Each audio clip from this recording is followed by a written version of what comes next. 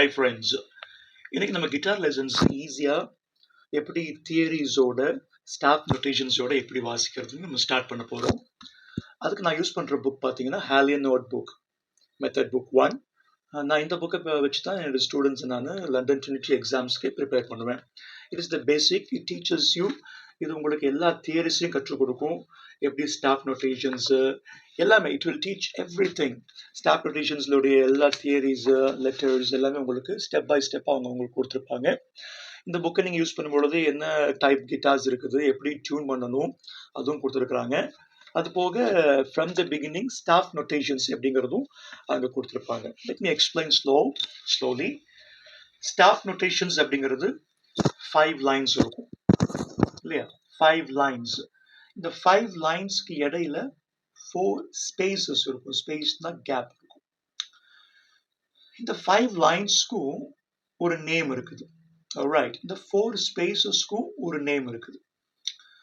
கிட்டார்ல பார்க்கும் பொழுது இந்த 5 லைன்ஸ் வந்துட்டு ஸ்டார்டிங் லாஸ்ட் லைன்ல இருந்து நம்ம ஆரம்பிப்போம். ஏன்னா last line or last space தான் கிட்டார்ல உள்ள இந்த ஃபர்ஸ்ட் ஸ்ட்ரிங்கை குறிக்குது. மெதுவாக நம்ம பார்க்கலாம். இப்போ 5 lines and 4 spaces என்ன லெட்டர்ஸ்ங்கிறத பார்த்துடலாம். ஃபர்ஸ்ட் லைன் கீழே உள்ள லைன் பார்த்தீங்கன்னா E. Right. Second line G and third line B and fourth line D and the last line is F. இது நீங்க இந்த மெத்தட் புக்கை நீங்க வச்சு எக்ஸசைஸ் பண்ணும்பொழுது ஆட்டோமேட்டிக்காக உங்க மைண்ட்ல அது ஃபிக்ஸ் ஆயிரும். ஈஸியாக நீங்கள் அதை நீங்கள் ப்ளே பண்ணுறதுக்கு யூஸ்ஃபுல்லாக இருக்கும். தென் இந்த 4 ஸ்பேசஸ்க்கும் ஒரு பேர் இருக்குது. ஃபர்ஸ்ட் ஸ்பேஸ் பார்த்தீங்கன்னா F, second space A, third space C and last space is E. இது கொஞ்சம் ஈஸியாக நீங்கள் மைண்டில் வச்சுக்கலாம். FACEனா ஃபேஸ் அப்படிங்கிறது வரும். ஃபேஸ் ஆன் த ஸ்பேஸ் நீங்கள் மைண்டில் வச்சுக்கலாம்.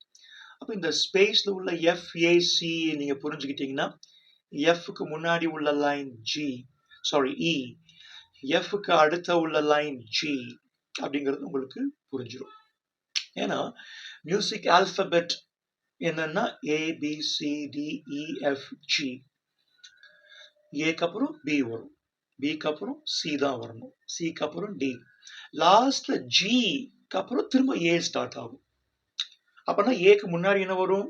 ஜி அப்படிங்கிறது நீங்க மைண்ட்ல வச்சுக்கணும். ஸோ ABCDEFG, again ABCDEFG அப்படிங்கிறது மியூசிக் ஆல்பபெட். இந்த ஆல்பபெட்டினுடைய இந்த ஆர்டர்ல தான் நோட்டேஷன்ஸ் நீங்க புரிஞ்சுக்கணும். இப்போ இந்த ஃபர்ஸ்ட் ஸ்பேஸ் எஃப்னு சொன்னேன். எஃப்க்கு அப்புறம் ஆல்பபெட்ல ஜி வரும். ஜிக்கு அப்புறம் என்ன வரும்? ஆல்பபெட்ல ஜிக்கு அப்புறம் ஹெச் வரும். ஆனா இங்க மியூசிக்ல ஜிக்கு அப்புறம் ஏ வரணும். அப்ப after G this space is A இல்லையா? அப்புறம் ஏக்கு அப்புறம் என்ன வரும்? ஆல்பபெட்ல B, next line is B. அப்புறம் நெக்ஸ்ட் ஸ்பேஸ் சி, சிக்கு அப்புறம் நெக்ஸ்ட் லைன் இஸ் டி, டிக்கு அப்புறம் EF அப்படிங்கறது கூட நீங்க புரிஞ்சுக்கலாம். எனிவே, அப்ப இந்த 5 லைன்ஸ் 4 ஸ்பேசஸ்ல உள்ள இந்த நோட்ஸை புரிஞ்சுக்கிட்டீங்கன்னா எக்ஸசைஸ் எல்லாம் உங்களுக்கு ரொம்ப ஈஸியா இருக்கும். அதுல லாஸ்ட் ஸ்பேஸ்ல தான் கிட்டார் ஸ்டார்ட்ஸ். கிட்டார் எங்க ஸ்டார்ட் ஆகுது? லாஸ்ட் ஸ்பேஸ், அதாவது ஈல ஸ்டார்ட் ஆகுது. ஓகே. அண்ட் தென் ஈக்கு அப்புறம் லாஸ்ட் லைன் என்னது? ஆல்பபெட் பிரகாரம் எஃப். எஃப்க்கு அப்புறம் இந்த லைன் லாஸ்ட் லைனுக்கு மேலையும் நம்ம நோட் ஆட் பண்ணிட்டே போகலாம். அதுக்கு பேர் தான் லெட்ஜர் லைன்ஸ்னு சொல்லுவாங்க.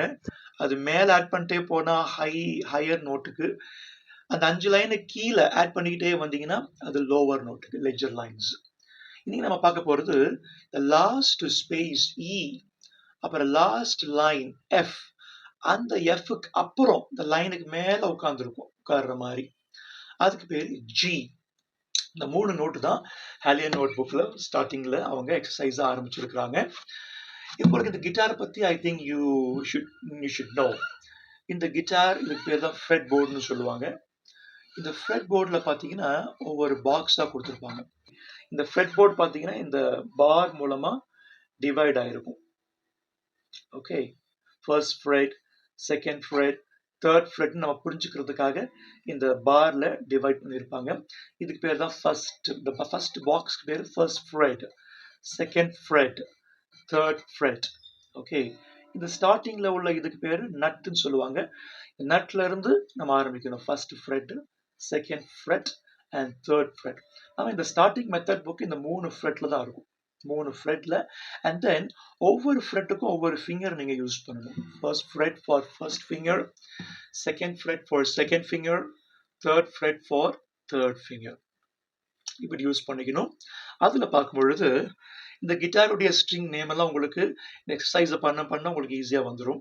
ஓகே, இந்த ஃபர்ஸ்ட் ஸ்ட்ரிங் கீழே உள்ள ஸ்ட்ரிங்குக்கு பேரு இ.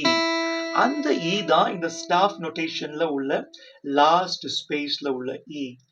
லாஸ்ட் ஸ்பேஸ்ல உள்ள இ எதை குறிக்குதுன்னா இந்த ஃபர்ஸ்ட் ஸ்ட்ரிங், கிட்டார்ல உள்ள ஃபர்ஸ்ட் ஸ்ட்ரிங்க குறிக்குது.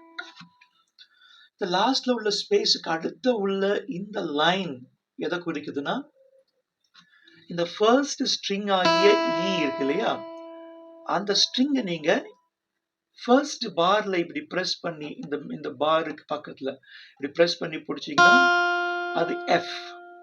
ஏன்னா லாஸ்ட் லைன் இஸ் எஃப். அந்த எஃப் எங்க வருதுன்னா இந்த ஃபர்ஸ்ட் பார்ல பை யுவர் ஃபர்ஸ்ட் ஃபிங்கர் நீங்க பிடிக்கணும். இந்த இ பாத்தீங்கன்னா டிப்ரெஸ் பண்ணாமே நீங்க வாசிக்கிறதுனால அதுக்கு பேர் ஓப்பன் சொல்லுவாங்க, ஓப்பன் ஸ்ட்ரிங். அப்ப இ உங்களுக்கு ஓப்பன் ஸ்ட்ரிங்லயே இருக்குது. எஃப் எங்க இருக்குது? ஃபர்ஸ்ட் ஃப்ரெட்ல இருக்குது. அப்புறம் யூசிங் ஒரு ஃப்ரெட்டை ஸ்கிப் பண்ணிக்கோங்க, செகண்ட் ஃபிங்கரையும் ஸ்கிப் பண்ணிட்டு தேர்ட் ஃபிங்கர்ல தேர்ட் ஃப்ரெட்டை இப்படி டிப்ரெஸ் பண்ணி வாசிக்கும் பொழுது ஜி அப்படிங்கிற நோட் உங்களுக்கு கிடைக்கும்.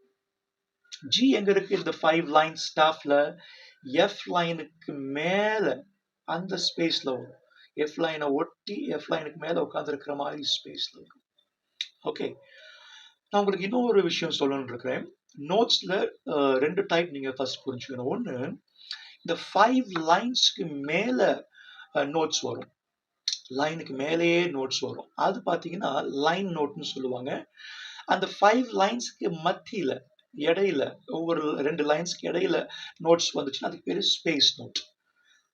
அப்போ உங்களுக்கு இந்த லாஸ்ட் லைனுக்கு மேல வரதும் ஸ்பேஸ் நோட், இந்த ஃபர்ஸ்ட் லைனுக்கு கீழே வந்தாலும் ஸ்பேஸ் நோட், லைனுக்கு மேல வந்தா மாத்திரம்தான் அது லைன் நோட்.